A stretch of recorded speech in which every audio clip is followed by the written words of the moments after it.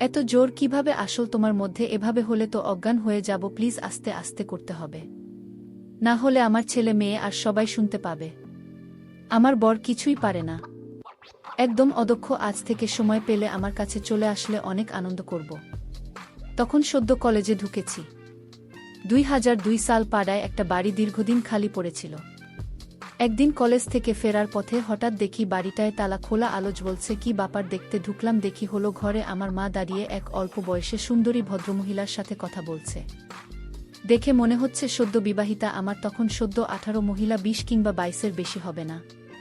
প্রায় আমারই মতো উচ্চতা, গায়ের রং ফর্সার, দিকে গঠন আর সাধারণ 4-5কা বাঙালি মেয়েদের মতো। কিন্তু চোখ দুইটা দেখলে যেন মন জড়িয়ে যায়।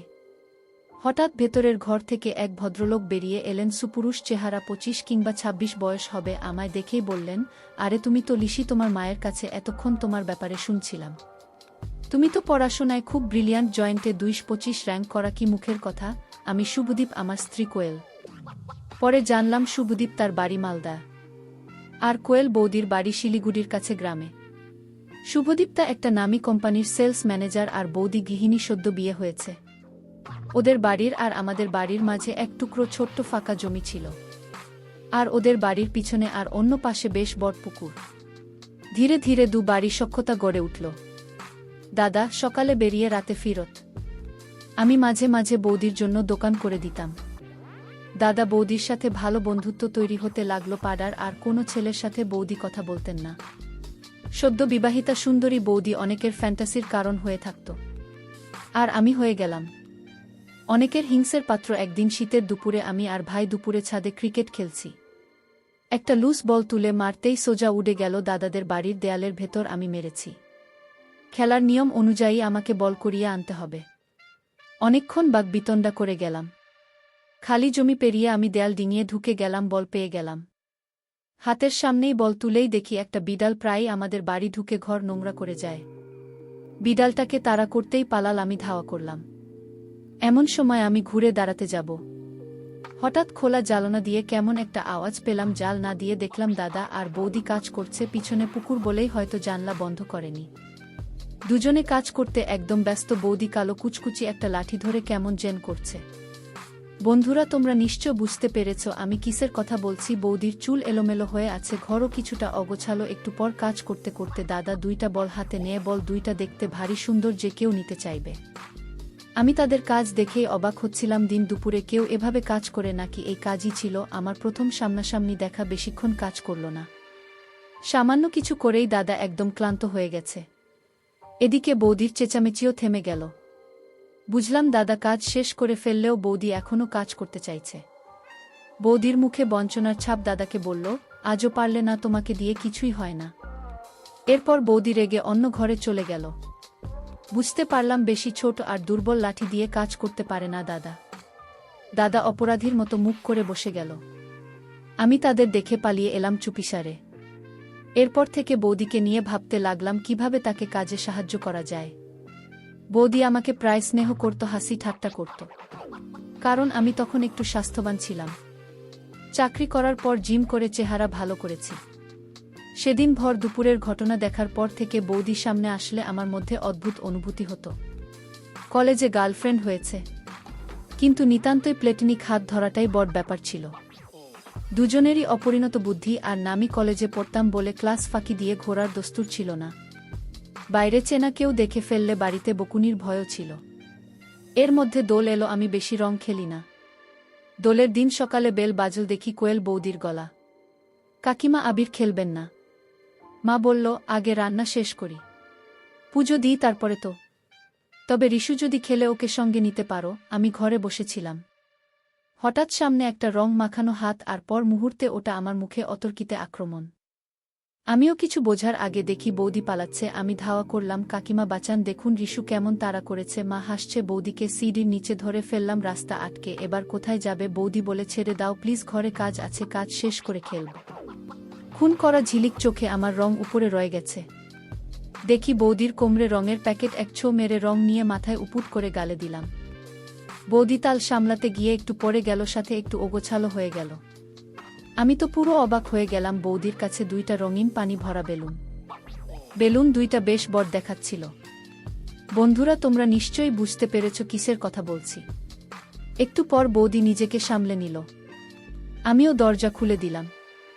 এর মধ্যে মা এসেছে। বৌদি বলে, যা দুষ্টু ছেলে, বেশি বার বেড়েছে। সেদিন খুব হোলি খেললাম, বৌদিকেও রং দিয়ে এলাম। সেদিন রাতে শুয়ে শুয়ে সারা দিনের কথা ভাবতে ভাবতে ঘুমিয়ে গেলাম। দিন যেতে থাকে আর আমি বৌদিকে দূর থেকে দেখতে থাকি, কিন্তু কোনো কিছু বলার বা করার মতো সাহস হয়নি। দেখতে দেখতে অনেক বছর কেটে যায়। এখন আবার বয়স 26 হয়েছে। সুঠাম চেহারার যুবক, ইঞ্জিনিয়ারিং শেষ করে সেই থেকে বাড়ির বাইরে চাকরি করি।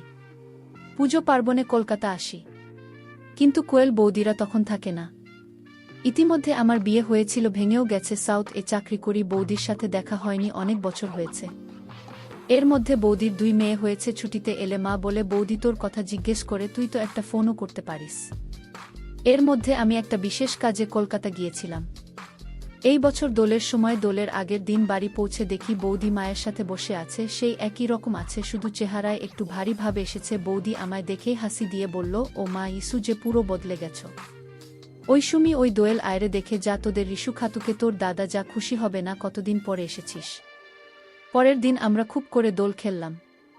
2 বাড়ি মিলে। বিকেলে বাবা বলল, একটা সারপ্রাইজ আছে তোর জন্যে। আমরা তোকে না বলে চাঁদিপুর বেড়ানোর 7 দিনের প্রোগ্রাম করেছি। তোর দেবল জেঠু ওখানে একটা বাগানবাড়ি কিনেছে, দারুণ জায়গা, একদম নিরিবিলি, ভালো খাওয়া দাওয়া। তুই তো 15 দিন থাকবি। আমি তো খুব আনন্দ পেলাম। এতদিন পর বৌদির সাথে দেখা। দুজনেরই বয়স বেড়েছে, কিন্তু খুনসুটি একই আছে। আমাদের দুজনের সম্পর্ক খুব ভালো ছিল। বৌদি আমার থেকে মাত্র 1.5 বছরের বড় বলে আমরা ভালো কানেক্ট করতে পারতাম। কিন্তু আমি কোনোদিন বৌদিকে আমার সেই দিনের অভিজ্ঞতা টের পেতে দিইনি। মেলামেশাটা অনেক নিষ্পাপ ছিল। বৌদি আমার সাথে দেদার আড্ডা দিত। অনেক দিন পর বৌদির সাথে আবার আড্ডা দিতে পারব, সেটাই অনেক মজা। বৌদির প্রতি একটা আকর্ষণ ছিল না, একটা ভালো লাগা আর একটা অদ্ভুত টান ছিল আমার। সেই বৌদি আজ দক্ষ গৃহিণী, 2 বাচ্চার মা, কিন্তু কথা বলতে গিয়ে দেখলাম সেই 10 বছর আগে দেখা সেই আগের মানুষটাই। পরের দিন আমাদের বেড়ানোর কথা, কিন্তু দাদার হঠাৎ অফিস থেকে কল এলো, বলে ছুটি ক্যান্সেল, 15 দিনের জন্য সিঙ্গাপুর যেতে হবে। আমরা বললাম বেড়ানো ক্যান্সেল করে দিই। দাদা বলল, ইস্যু তো আছে, তোমরা ঘুরে এসো, আমায় না গেলেই নয়। দাদার কথা শুনে বৌদির আগে ফুলে উঠছে। সে জীবনে, মানুষটা জীবনে কোনো আনন্দ দিতে পারল না। একটা লোক জুটেছে আমার কপালে। বৌদি আমাকে দেখে সামলে নিল। আমি বললাম, আহ বৌদি, কাজ থাকলে কি করবে বলো, আমি অত সেবার আমার বোনের বিয়েতে আসতে পারলাম না। বৌদি বলল, তুমি জানো না, তোমার দাদার পাড়ায় মাসির বাড়ি থেকে কলেজে পড়তাম। আমার শ্বশুর আমার মেসোকে বলে বাবাকে ধরে জোর করে বিয়ে দিয়ে দিল এই লোক, তার সাথে তারপর থেকে খেতেই চলেছি, কিন্তু সামান্য আনন্দ পাই না। একা একা রাতে ঘুমায়। আমি বললাম, ছাড়ো না বৌদি, বেরসিক ঢোলটাকে আমরা খুব মজা করব। আমি তো আছি, খুব আড্ডা দেব। আচ্ছা, এই কদিন আমি তোমার দেওর কম, বয়ফ্রেন্ড বেশি থাক। দেবর মানে জানো, 1.5 গুণ, বর মানে বরের 1.5 গুণ আনন্দ। বৌদি এবার হেসে বলল, তাই নাকি। পরের দিন ভোরে হাওড়া থেকে ট্রেন, আমরা খুব ভোরে বেরিয়ে গেলাম। একটা ইনোভা ভাড়া করে গেলাম স্টেশন অবধি। সামনে সিটে ভাই, মাঝে মা, বাবা, সুমি আর দোয়েল, পিছনে আমি আর বৌদি। দুটোর একটা কেউ পিছনে আনা গেল না। কেউ এক মুহূর্তের জন্য আমার মা বাবাকে ছাড়বে না। বৌদি একটা মুচকি হাসি দিল, ফিসফিস করে বলল, আমি এখন 7 দিন তোমার গার্লফ্রেন্ড, মনে আছে তো। আমি বললাম, সে কি আর ভুলতে পারি। এই 7 দিন তুমি আমার থেকে যা খুশি আবদার করে নিতে পারো, আমি তোমার সব দাবি পূরণ করব। ট্রেনে উঠে গেলাম। AC coach. আমাদের সিটগুলো একদম পেছনের দিকে পড়েছে। লাস্ট 2টা রো, সামনের 6টা সিটার, পিছনে 2টা।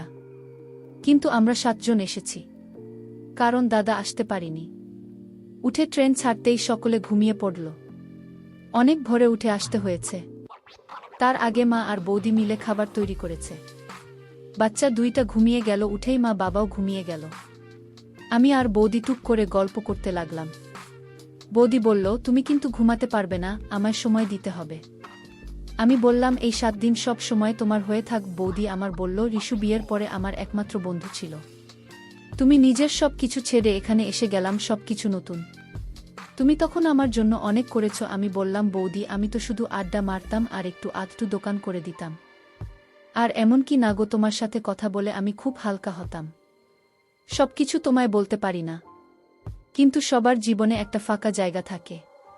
তোমার বন্ধুত্ব আমার ফাঁকা জায়গাগুলো অনেক ভরে দিয়েছে। 1 বছর তোমার সাথে দেখা হয়নি বৌদি, তাও তো কিছুই বদলায়নি, আমরা একই রকম আছি। থ্যাংক ইউ ইস্যু। বৌদি ইমোশনাল হয়ে যাচ্ছে দেখে আমি হাতে চিমটি কেটে দিলাম। বৌদি একটা খুন করা চোখের ঝলক দিল। আমিও হাতে ছুরি ধরে বুকে মারার মতো অভিনয় করে বললাম, তোমার নজর যেন বুকে ছুরি চালায়। আহাদার কি ভাগ্য, এই নজর প্রতিদিন দেখতে পায়। এই দিক থেকে দেখতে গেলে দাদার থেকে তোমার ভাগ্য বেশি ভালো। দাদার থেকে তুমি বেশি পেয়েছো, এটা কিছু স্পেশাল মানুষের জন্য রিজার্ভ করা। তোমার দাদাকে আমি সেই স্পেশাল জায়গাটা দিতে চেয়েছিলাম। ও আমার স্বামী হতে পেরেছে, বন্ধু হতে পারেনি।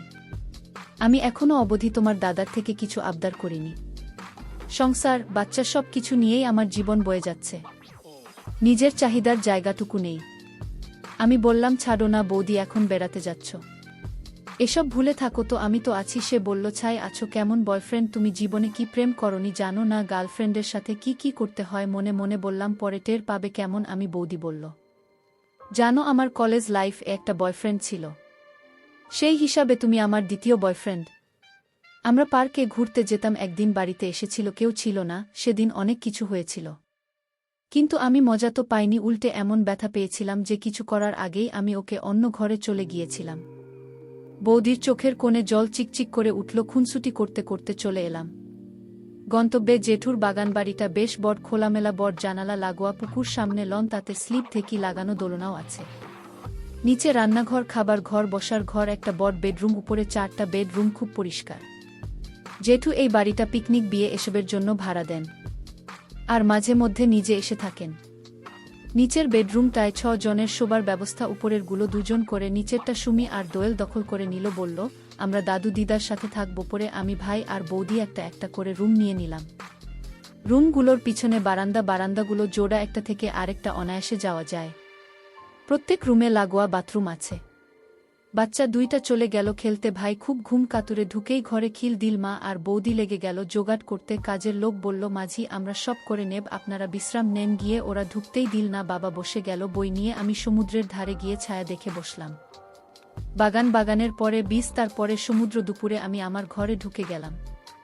ঘরে ঢুকেই দরজা দিতেই বারান্দার দরজায় টোকা, বুঝতে অসুবিধা হলো না। বৌদি এসেছে তড়ঘড়ি, দরজা খুলে ঘরে ঢুকিয়ে নিলাম। জানলা বন্ধ করে এসি চালিয়ে নিলাম। বৌদি জানলার কাছে দাঁড়িয়ে সমুদ্র দেখতে লাগল। আমার আর বৌদির ঘর পাশাপাশি, বাইরে হলো রুম, আর হলের উল্টো দিকে 2টা বেডরুম, ওর একটাতে ভাই আছে। আমি বৌদির কাছে এসে পিছনে দাঁড়ালাম, বললাম কিছু কাজ জমে আছে, সেগুলো করতে হবে। ধীরে ধীরে আমরা কাজ করতে শুরু করলাম। বৌদিকে বললাম, চিন্তা করো না, আমি দাদার মতো এত তাড়াতাড়ি ক্লান্ত হই না। আমার কথায় বৌদি খুব খুশি হলো। কাজের সময় অনেক শব্দ হচ্ছিল, তবুও খুব আস্তে আস্তে করছি যাতে বাইরে কেউ টের না পায়। আমরা কাজ চালিয়ে যেতে থাকলাম। 2 ঘন্টা কাজ করার পর অনেকটাই এগিয়ে এসেছে। অনেক ক্লান্ত লাগছিল, তাই বিশ্রাম নিয়ে নিলাম। ইস্যু এই প্রথম কারো সাথে কাজ করে ভালো কাটছে, সময় পেলেই এভাবে আমাকে সাহায্য করবে।